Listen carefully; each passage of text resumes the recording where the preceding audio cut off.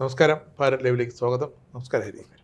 ഈ ഇന്ത്യയും ചൈനയും തമ്മിൽ ഈ കുറ്റവാളികളെ കൈമാറുന്ന എക്സ്ട്രഡിഷൻ ട്രീറ്റി ഒന്നും ഇപ്പം നിലവില്ല അല്ലേ?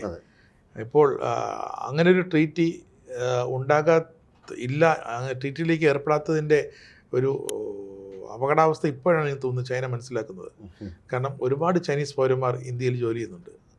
ഇപ്പം ഇവരാരെങ്കിലും എന്തെങ്കിലും ഒരു കുറ്റകൃത്യത്തിന് പിടിക്കപ്പെട്ടാൽ അവർ നമ്മുടെ നാട്ടിലെ നീതിന്യായ വ്യവസ്ഥയുടെ കീഴിൽ വിചാരണ പൂർത്തിയാക്കിയ ശേഷം മാത്രമേ എന്തെങ്കിലുമൊക്കെ എന്ന് പറയാനാകുള്ളൂ അല്ലേ? ഇപ്പോൾ എനിക്ക് തോന്നുന്നു ലീ എന്നൊരു ചൈനീസ് പൗരൻ, അത് നല്ല കാര്യത്തിനൊന്നും വല്ല പിടിയിലായത്, ഫെബ്രുവരിയിൽ എന്തോ പോലീസ് അറസ്റ്റ് ചെയ്തു നോയിഡ യുപിയിൽ നിന്നും. നമ്മുടെ സുപ്രീം കോടതി വരെ അദ്ദേഹത്തിന് നാട്ടിൽ പോകണമെന്ന് പറഞ്ഞുള്ള അപേക്ഷ തള്ളിയിരിക്കുന്നു. ശരിക്കും ഒരു ചാരപ്രവൃത്തിയാണ് ചെയ്തതെന്നാണ് സർക്കാർ, അതും നമ്മുടെ വിദേശകാര്യ വകുപ്പും ഒക്കെ സുപ്രീം കോടതിയിലും ധരിപ്പിച്ചിരിക്കുന്നത്. അതുകൊണ്ട് തന്നെയാണ് കടുക്കുന്നതും.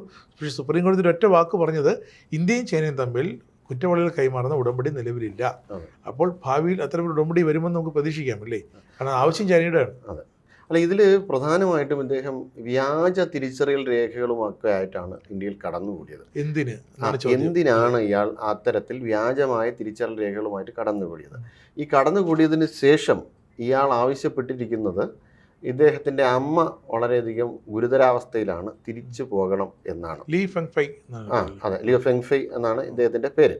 അപ്പം ഇദ്ദേഹത്തിൻ്റെ അമ്മ അവിടെ ചൈനയിൽ വളരെയധികം ഗുരുതരാവസ്ഥയിലാണ്. അപ്പം ഇങ്ങനെ തിരിച്ചു പോയി കഴിഞ്ഞു കഴിഞ്ഞാൽ ഇദ്ദേഹത്തെ പിന്നീട് കണ്ടു കിട്ടില്ല. ഹനാൻ പ്രവിശ്യയിൽ നിന്നാണ് ഇവിടുത്തെ അധികൃതർക്ക് ലഭിച്ചിരിക്കുന്നത്. പക്ഷെ അത് യഥാർത്ഥ രേഖയാണെന്ന് അറിയില്ല. നമ്മൾ വളരെ വ്യാജം ഇന്ത്യക്കകത്തേക്ക് കടന്നുകൂടിയതിന് ശേഷം എന്തിനാണ് ഇയാൾ ഇവിടെ വന്നത്, ഇയാൾ വളരെ കൃത്യമായ രീതിയിൽ ഇതിനകത്തൊരു അന്വേഷണം നടന്നാൽ മാത്രമേ നമുക്കിത് മനസ്സിലാവുകയുള്ളൂ. മാത്രമല്ല, ഇന്ത്യ പല ആൾക്കാരുടെയും റഡാറിന് കീഴിലാണ്, പല ചാരന്മാരുടെയും റഡാറിന് കീഴിലാണ്. കഴിഞ്ഞ കുറച്ചധികം മാസങ്ങൾക്ക് മുന്നെയാണ് നമുക്കറിയാം മാത്യു ആരൻ വാൻഡേക്കിനെ കൊൽക്കത്തയുടെ അതിർത്തിയിൽ നിന്ന് പിടികൂടുന്നത്. അയാൾ നേരെ പോകുന്നത് മ്യാൻമാറിലേക്ക് കടന്നുകൂടുകയും അവിടെ ഉൾഫയിലുള്ള ആൾക്കാർക്ക് ഭീകരവാദ പ്രവർത്തനങ്ങൾക്കുള്ള ട്രെയിനിങ് കൊടുക്കുകയുമായിരുന്നു. ഈ ഉൾഫ ആൾക്കാരുടെ ഇപ്പോഴത്തെ ഒരു പ്രധാനപ്പെട്ട പരിപാടി എന്ന് പറയുന്നത് ഈ പാകിസ്ഥാൻ ഭീകരവാദികൾക്ക് അത്യാധുനികമായ ട്രെയിനിങ് കൊടുക്കുന്നത് ഇവരാണ്. ഈ ആസാം അതിർത്തി പ്രദേശങ്ങളിലും സിലിഗുരിയുടെ ഒക്കെ ഭാഗത്തും ഒക്കെ ആയിട്ട് ഇവർ 4ഓളം ഭീകരവാദ ക്യാമ്പുകൾ ഈ അടുത്ത സമയത്തും അങ്ങനെ ഒരു ക്യാമ്പുണ്ട് എന്ന് പിടിക്കപ്പെടുകയും ഇന്ത്യൻ സൈന്യ ഒരു ഓപ്പറേഷൻ അത് അതിർത്തിയോട് ചേർന്ന് ഏകദേശം ഇന്ത്യൻ അതിർത്തിയോട് ചേർന്ന് തന്നെ ഏകദേശം 3 എണ്ണം ഇപ്പോൾ ഈ അടുത്ത സമയത്ത് പിടിച്ചിട്ടുണ്ടായിരുന്നു. അപ്പം അങ്ങനെ വളരെയധികം ആസൂത്രിതമായി ഇന്ത്യയെ എങ്ങനെയെങ്കിലും തകർക്കുക, സിലിഗുരിയെ ലക്ഷ്യം വെച്ചുകൊണ്ട് പല നാളുകളായിട്ട് ഈ നീക്കം തുടങ്ങിയിട്ടുണ്ട്. ആദ്യം ചൈനയായിരുന്നു. ചൈനയോടൊപ്പം തന്നെ അമേരിക്കയും ഇന്ത്യയുടെ ശത്രുവായി. ഇപ്പോൾ അമേരിക്കയുടെ സെനറ്റ് ഒരു നിയമം പാസ്സാക്കിയിട്ടുണ്ട്. സെനറ്റ് പാസ്സാക്കിയ നിയമം എന്ന് പറയുമ്പോൾ പ്രസിഡന്റിന് എന്ത് വേണോ പറയാം. സെനറ്റ് പാസ്സാക്കിയ നിയമം എന്ന് പറയുന്നത് ഈ റഷ്യയുമായിട്ട് ഇന്ത്യ ഓയിൽ ഇടപാട് നടത്തുകയാണെങ്കിൽ താരിഫ് ഏർപ്പെടുത്താൻ വേണ്ടിയിട്ടാണ് സെനറ്റ്. അപ്പോൾ ഓരോ പ്രസിഡന്റും അത് അംഗീകരിക്കണം. അപ്പോൾ ഇന്ത്യ യഥാർത്ഥത്തിൽ അത് അങ്ങനെ ഒരു നിയമം പാസ്സാക്കുന്നതിൻ്റെ ഒരു ലക്ഷ്യം എന്ന് പറഞ്ഞാൽ ചൈനയ്ക്കും ഇന്ത്യക്കും എതിരെ അമേരിക്ക അങ്ങനെ ഒരു നിയമം പാസ്സാക്കുന്നു എന്ന് പറഞ്ഞു കഴിഞ്ഞാൽ അമേരിക്ക ഇന്ത്യയെ ലക്ഷ്യം വയ്ക്കുന്നുണ്ട്. ഇന്ത്യ അങ്ങനെ വളരെ വലിയൊരു സൗഹൃദ രാജ്യമായിട്ടല്ല, ഇന്ത്യ ഒരു ഭീഷണിയായിട്ട് അവർ കണക്കാക്കുന്നതാണ്. അപ്പോൾ ഇന്ത്യയെ ഭീഷണിയായിട്ട് കണക്കാക്കുന്ന രാജ്യം ചൈനയും അമേരിക്കയും ഒക്കെയാണ്. അതോടൊപ്പം തന്നെ ഇവരുടെ അച്ചുതണ്ടിൽപ്പെടുന്ന അല്ലെങ്കിൽ ഇവരുടെ നെക്സസിൽപ്പെടുന്ന രാജ്യങ്ങൾ പലതും ഇന്ത്യക്കെതിരെ നീങ്ങുന്നുമുണ്ട്.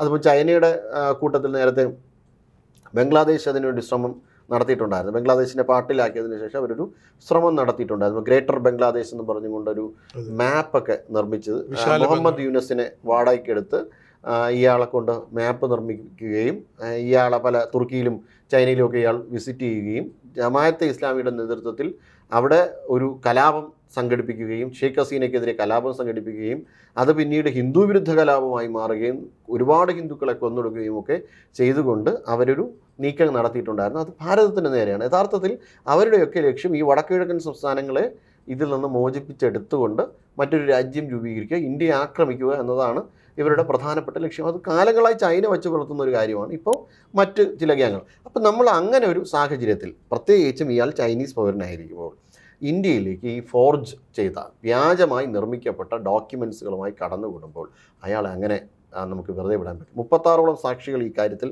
ഇന്ത്യ വിസ്തരിച്ചിട്ടുണ്ട് ഇതുമായി ബന്ധപ്പെട്ട്. അത് മാത്രമല്ല, അങ്ങ് തന്നെ മുൻ സൂചിപ്പിച്ചതുപോലെ ഇന്ത്യയും ചൈനയുമായിട്ട് ഒരു കുറ്റവാളികളുടെ കൈമാറ്റത്തിനൊരു എഗ്രിമെൻ്റ് ഒന്നും ഇല്ല, നിലനിൽക്കുന്നില്ല. അപ്പോൾ അങ്ങനെ ഒരു സാഹചര്യത്തിൽ തീർച്ചയായിട്ടും ഭാരതത്തിന് കുറ്റവാളിയെ കൈവശം വയ്ക്കുവാനും അദ്ദേഹത്തിനോട് കൂടുതൽ തെളിവുകൾ, ഇപ്പോൾ മാനുഷിക പരിഗണനയാണ് ചോദിച്ചിട്ടുള്ളത്. ഇപ്പോൾ നമ്മുടെ നാട്ടിൽ കുറ്റവാളികളായി പിടിക്കപ്പെട്ടിട്ടുള്ള എല്ലാ ആൾക്കാരും മുന്നിൽ വയ്ക്കുന്ന ഒരു സാധനമാണ് ഈ മാനുഷിക പരിഗണന. ഹ്യൂമാനിറ്റേറിയൻ ഗ്രൗണ്ട്സിൽ നിങ്ങളൊരു ദയാവായ്പ ഉണ്ടാകണം, ജനാധിപത്യപരമായി മാനുഷികമായി ഉന്നതമായി നിലനിൽക്കുന്ന. ചൈനയിൽ ചെന്ന് അങ്ങനെ പറയാൻ പറ്റില്ല, അവിടെ മാനുഷികതയൊന്നുമില്ല, വെടിവെച്ച് കളയപ്പോൾ അല്ലെങ്കിൽ അതെ.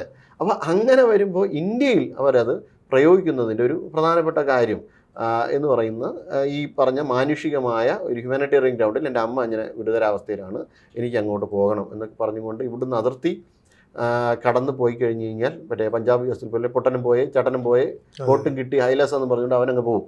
നമ്മളായിരിക്കും കഷ്ടപ്പെടാൻ പോകുന്നത്. ഇവൻ ഇവിടുന്ന് എന്തെങ്കിലുമൊക്കെ കാര്യങ്ങൾ അടിച്ചുകൊണ്ട് പോയിട്ടുണ്ടോ, ഡോക്യുമെൻറ്റ്സുകൾ കിട്ടിയിട്ടുണ്ടോ. പാകിസ്ഥാനിലുള്ള പൗരനെ ഈ അടുത്ത സമയത്തും ഈ ചാരന്മാർ നിരവധിയായിട്ട് ഉണ്ട്. അത് അവരുടെ ഒരു ഭാഗമായിട്ട് അവർ അയക്കുന്നതാണ്, പിടിക്കേണ്ടത് നമ്മുടെ കടമയും. അപ്പോൾ അങ്ങനെ വരുമ്പോഴത്തേക്കും സ്വാഭാവികമായും ഇത്തരം കാര്യങ്ങളിൽ വളരെ കർക്കശ സ്വഭാവത്തോടു കൂടിയായിരിക്കും ഇന്ത്യയുടെ കോടതികളും ഇന്ത്യൻ ഗവൺമെൻറ്റും ഒക്കെ പ്രതികരിക്കുന്നത്. അലഹബാദ് ഹൈക്കോടതി ഇയാളുടെ ജാമ്യാപേക്ഷ തള്ളിയതാണ്. അതിനുശേഷമാണ് സുപ്രീം കോടതിയും കൈവിട്ടു. സ്വാഭാവികം കൈവിടും, തീർച്ചയായിട്ടും. അയാളെ ഇവിടെ വേണം. അയാൾ എന്തെങ്കിലും കുറ്റകൃത്യങ്ങൾ ചെയ്തിട്ടുണ്ടോ? ഇപ്പോൾ ചൈന പൗരൻ ആണ് എന്നതിൻ്റെ പേരിൽ എല്ലാ ചൈന പൗരന്മാരെയും നമ്മൾ അങ്ങനെയല്ലല്ലോ പരിഗണിക്കുന്നത്. ഇവിടെ കടലിൽ അകപ്പെട്ടു പോയ ഒരു ചൈനീസ് പൗരനുണ്ടല്ലോ, അയാളെ ഭാരതമാണ് രക്ഷപ്പെടുത്തിയത്. അതിന് ചൈന നന്ദി പറയുകയും ചെയ്തു. അപ്പം മനുഷ്യത്വപരമായ രീതിയിൽ എന്തെങ്കിലും ഒരു ആപത്ത് ഏർപ്പെട്ടിട്ടുണ്ടെങ്കിൽ അവരെ രക്ഷപ്പെടുത്തിയെടുക്കും. അവർക്ക് അർഹമായ രീതിയിലുള്ള എല്ലാ ചികിത്സയും കൊടുത്തതിന് ശേഷം അവരുടെ രാജ്യത്തിലേക്ക് തന്നെ. ഇത് ഫോർജറിയാണ്. ഇപ്പോൾ പാകിസ്ഥാൻ പൗരനാണെങ്കിൽ തന്നെ, ഇപ്പോൾ പാകിസ്ഥാനിൽ രോഗിയായിട്ടുള്ള നിരവധിയായിട്ടുള്ള മനുഷ്യർ, അവർക്ക് അവിടെ ചികിത്സ ഇല്ലാതാകുമ്പോൾ നമ്മൾ ഇങ്ങോട്ട് ക്ഷണിച്ച് ഇവിടെ ചികിത്സിച്ച് അവരെ തിരിച്ചയക്കാറുണ്ട്.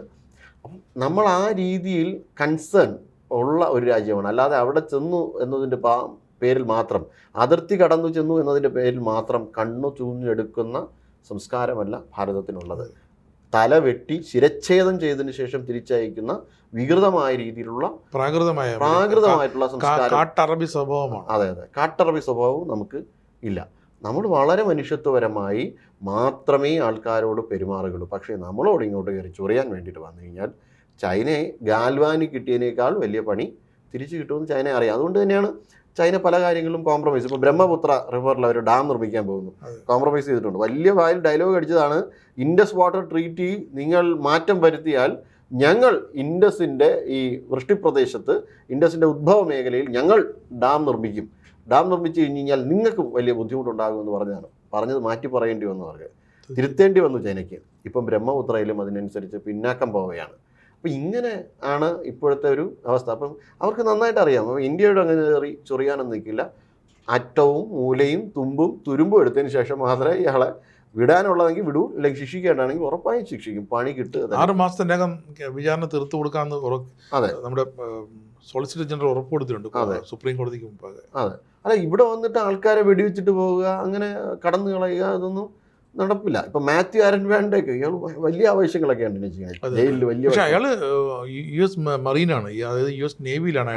ശരിക്കും ഇപ്പോഴും ഒരു അമേരിക്കൻ നാവിക സൈനികനാണ്. അയാൾ എന്തിന് ഇന്ത്യയിൽ വന്നു, എന്തിന്? അതെ, അതാണ് ചോദ്യം. അതുകൊണ്ടാണ് അറസ്റ്റ് ചെയ്തത്.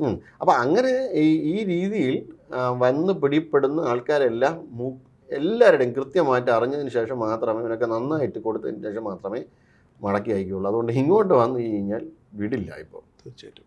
എന്തായാലും ഒരു ചൈനീസ് പൗരൻ മാത്രമല്ല, നമ്മുടെ രാജ്യത്ത് പല സംസ്ഥാനങ്ങളിലേക്ക്, കേരളത്തിൽ തിരുവനന്തപുരത്ത് പോലും എറണാകുളത്ത് പോലും ടിബറ്റുകാരടക്കം ചൈനീസ് പൗരന്മാരടക്കമുള്ളവർ പല മേഖലകളിൽ, വൈദഗ്ധ്യം ആവശ്യമുള്ള പല മേഖലകളിലും തൊഴിലെടുക്കുന്നുണ്ട്.